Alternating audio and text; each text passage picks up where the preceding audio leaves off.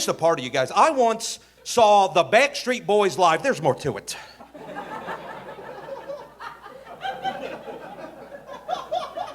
At Disney World, while on LSD. Anybody else? Just me? It was 1998, and I was in the 12th grade that year. And Disney World used to host an annual event. They might still do this, called Grad Night, where they would keep the theme park open overnight for high school seniors, like an all-night field trip. Senior classes all over the state of Florida would load up on the charter buses, drive up to Orlando, and just like hang out at Disney all night long. And I remember before our bus left the parking lot, the police show up, and they've got these drug-sniffing dogs.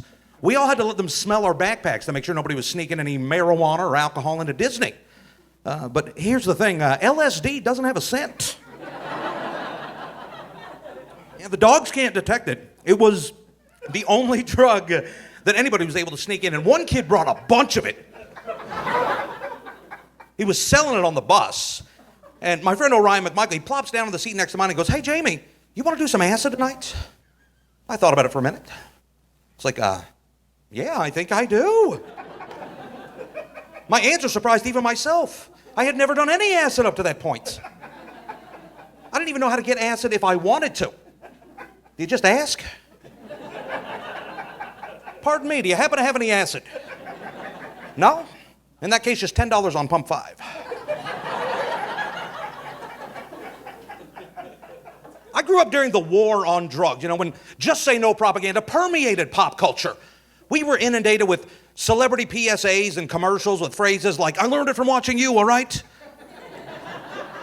There was this after-school special where a kid gets high on PCP. He believes he has the ability to fly and leaps off the roof of a building to his death. Personally, I found the content to be a little heavy for 3 in the afternoon. We have McGruff the Crime Dog and the most popular free t-shirt campaign of them all, the DARE program, where a police officer would come into your classroom and dare you to not do drugs.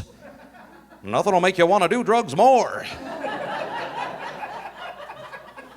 Clearly the program didn't work. I mean, the very first time I was offered acid, immediately I was like, yes, I would like some of that, please. But I figured if I was going to try a mind-altering substance, what better time than when I was heading to a place called the Magic Kingdom, where the evening entertainment would include rides with names like Space Mountain, the Tower of Terror. One of the rides was just a hall filled with former U.S. presidents in hologram form. Plus, I get to spin around in one of those giant teacups. Yeah, dude, give me them drugs. Disney knew they needed to ramp up the entertainment factor for Grad Night. We weren't just little kids. We were high school seniors on the precipice of college.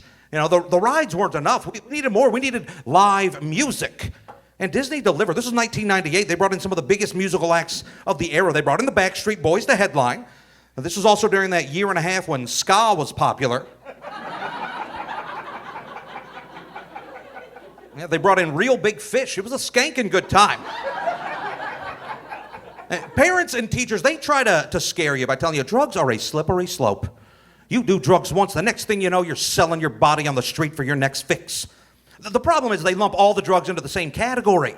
LSD's not heroin, it's not crack. Nobody's selling their body for acid. Nobody's out there going, "I'll let you do anything you want to me. Whatever it takes to see them trails, man." Like the worst thing that happened was when the Backstreet Boys took the stage, they sounded like the Backstreet Boys. But the acid had kicked in pretty hard at that point. They did not look like the Backstreet Boys. They looked like giant dancing lizard people. And they got to that part of the song where they're like, "Am I sexual?" And I was like, God, I hope not.